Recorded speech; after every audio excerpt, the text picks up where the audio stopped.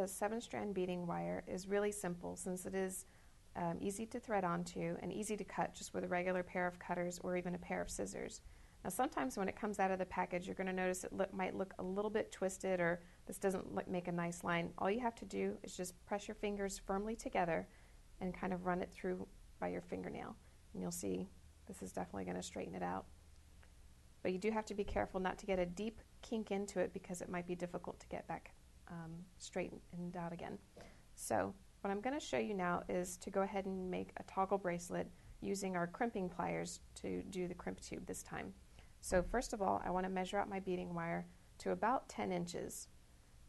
You want to have some extra length so that way it's easy to do your the final ends. You want to have extra length to work with. You see that's very easy to cut, not a problem.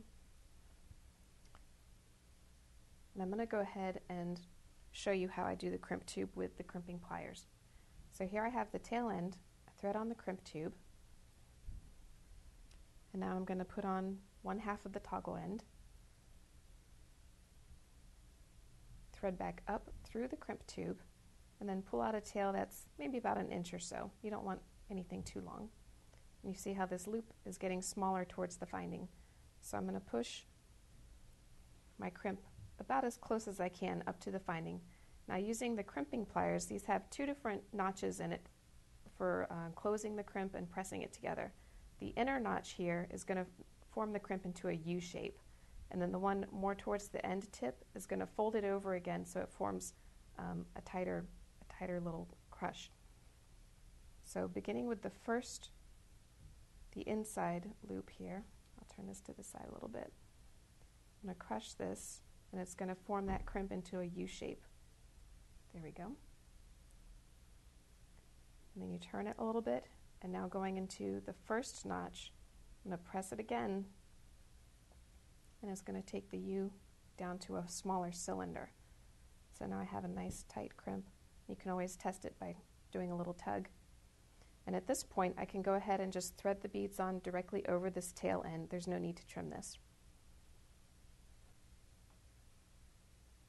So you see now I've strung on a simple pattern of pearls and crystals, and I did this just about to 7 inches, which is where you want to be for an average bracelet length, and another 1/2 inch is going to form the clasp. So I want to go ahead and finish this off using another crimp tube. I'm going to slide this onto the end, as well as the other half of the toggle, and then kind of move the tube up next to the last bead. This will help prevent large gaps forming in your bracelet. Bring the wire back down through the crimp and then through a couple of beads if you can. That helps to hide the tail.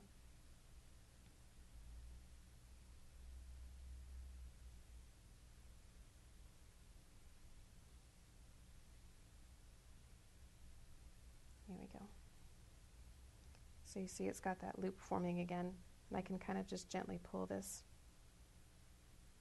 So I want the finding to be close to the crimp again so I don't have gaps in the bracelet. It's okay if you have a little bit, but you don't want a large gap to form. So now I'm going to take the crimping pliers again. And once again I've got 2 presses to make. The first one is going to do a U-shaped form, and then the second one is going to fold the crimp over itself. So I'm going to place it into the innermost notch.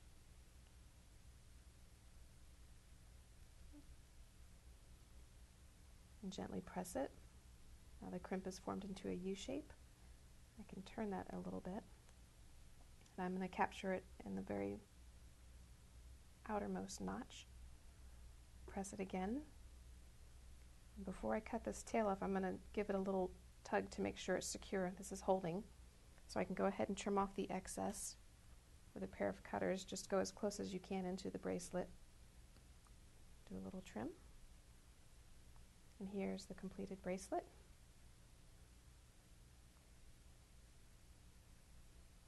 There you go.